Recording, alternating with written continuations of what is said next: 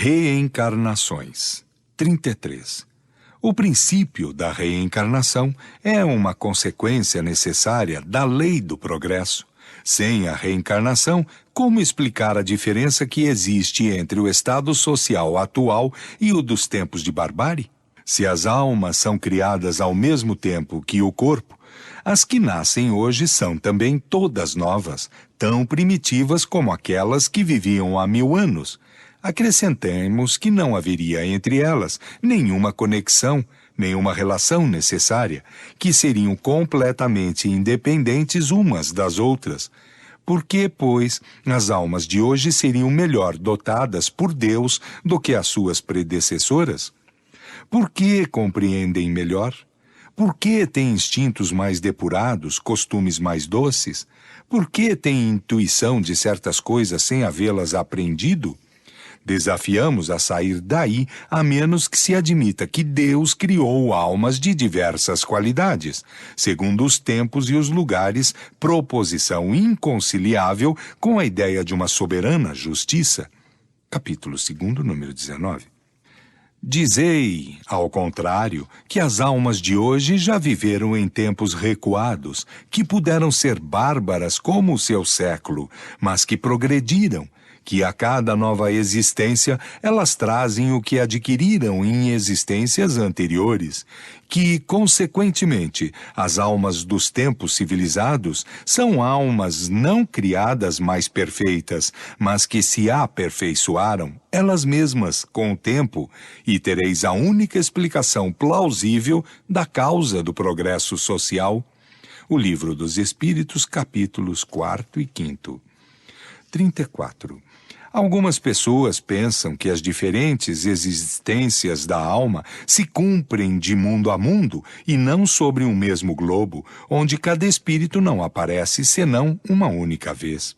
Esta doutrina seria admissível se todos os habitantes da Terra estivessem no mesmo nível intelectual e moral. Não poderiam, então, progredir senão indo para um outro mundo, e a sua reencarnação sobre a Terra seria inútil. Ora, Deus não faz nada de inútil. Desde o instante em que ali se encontrem todos os graus de inteligência e de moralidade, desde a selvageria que o aproxima do animal até a mais avançada civilização, ela oferece um campo vasto de progresso. Perguntar-se-ia por que o selvagem seria obrigado a procurar alhures o grau acima dele quando o encontra ao seu lado, e assim, de passo em passo, por que o homem avançado não pudera fazer as suas primeiras etapas senão em mundos inferiores? É então que os análogos de todos esses mundos estão ao seu redor, que há diferentes graus de adiantamento, não somente de povo a povo, mas no mesmo povo e na mesma família. Se assim fora, Deus teria feito alguma coisa de inútil colocando lado a lado o ignorante e o sábio, a barbárie e a civilização, o bem e o mal, ao passo que é precisamente esse contato que faz os retardatários avançarem. Não há, pois, mais necessidade de que esses homens mudem de mundo em cada etapa, como não há para que algum estudante mudar de colégio em cada classe. Longe disso ser uma vantagem para o progresso, seria um entrave, porque o espírito estaria privado do exemplo que lhe oferece a visão dos graus superiores e a possibilidade de reparar seus erros no meio e sob o olhar daqueles que ofendeu. Possibilidade que é para ele o mais poderoso meio de avanço moral. Depois de uma curta coabitação, os espíritos se dispersam e se tornam estranhos uns aos outros. Os laços de família e de amizade, não tendo o tempo de se consolidarem, romper-se-iam. Ao inconveniente moral se juntaria um inconveniente material. A natureza dos elementos, as leis orgânicas, as condições de existência variam segundo os mundos.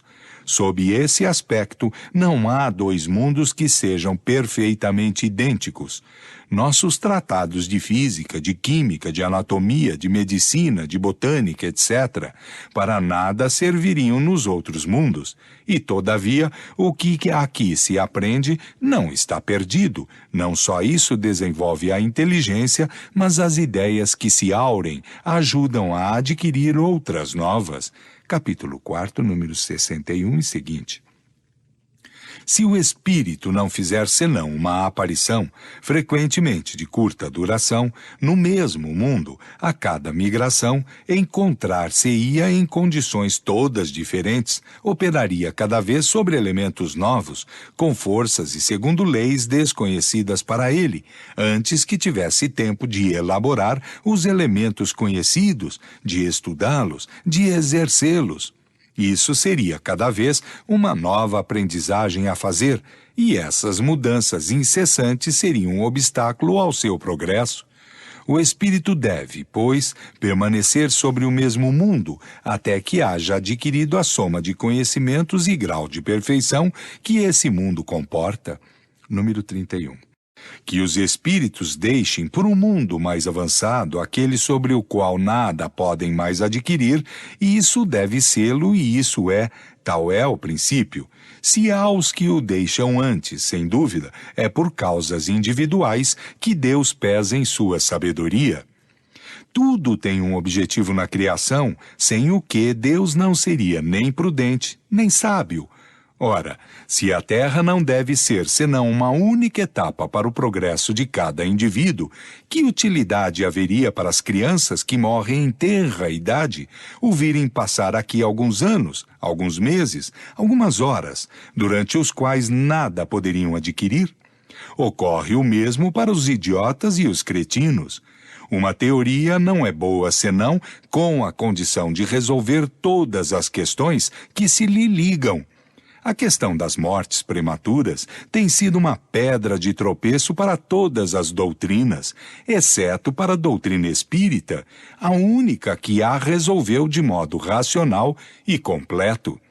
Para aqueles que perfazem sobre a Terra uma carreira normal, há para o seu progresso uma vantagem real em se encontrar no próprio meio para aí continuar o que deixou inacabado, frequentemente na mesma família ou em contato com as mesmas pessoas, para reparar o mal que pôde fazer ou para sofrer-lhe a pena de talião. Emigrações e imigração dos espíritos. 35. Nos intervalos de suas existências corpóreas, os espíritos estão no estado de erraticidade e compõem a população espiritual ambiente do globo. Para os mortos e os que nascem, essas duas populações se inclinam incessantemente uma para a outra. Há, pois, diariamente, emigrações do mundo corpóreo no mundo espiritual e imigrações do mundo espiritual no mundo corpóreo. É o estado normal. 36. Em certas épocas, reguladas pela sabedoria divina, essas emigrações e essas imigrações se operam em massas mais ou menos consideráveis, em consequência das grandes revoluções que fazem partir, ao mesmo tempo, quantidades inumeráveis, as quais são logo substituídas por quantidades equivalentes de encarnações. É necessário, portanto, considerar os flagelos e os cataclismas como ocasiões de chegadas e de partidas coletivas, de meios providenciais para renovar a população corpórea do globo, de retemperá-la com a introdução de novos elementos espirituais mais depurados. Se nessas catástrofes há a destruição de um grande número de corpos, não há senão envoltórios despedaçados, mas nenhum espírito perece. Não fazem senão mudar de meio.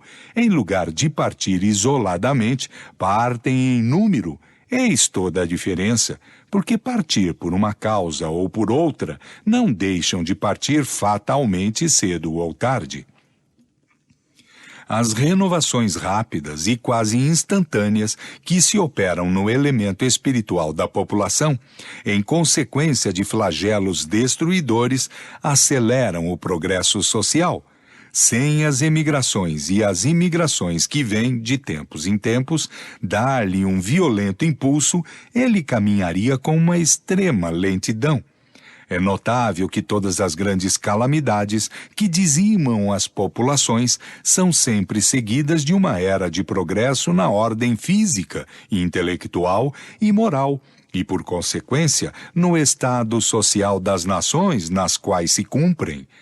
É que tem por objetivo operar um remanejamento na população normal e ativa do globo. 37. Essa transfusão que se opera entre a população encarnada e a população desencarnada de um mesmo globo se opera igualmente entre os mundos, seja individualmente nas condições normais, seja por massas em circunstâncias especiais. Há, pois, emigrações e imigrações coletivas de um mundo para o outro.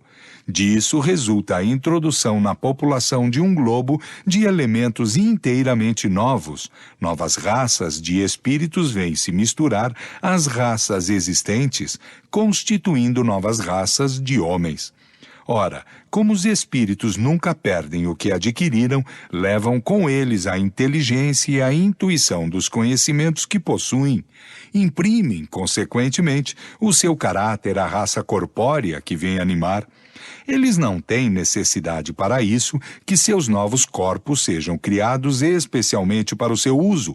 Uma vez que a espécie corpórea existe, encontra-se toda pronta para recebê-los. São, pois, simplesmente novos habitantes chegando sobre a Terra. De início fazem parte de sua população espiritual, depois se encarnam como os outros.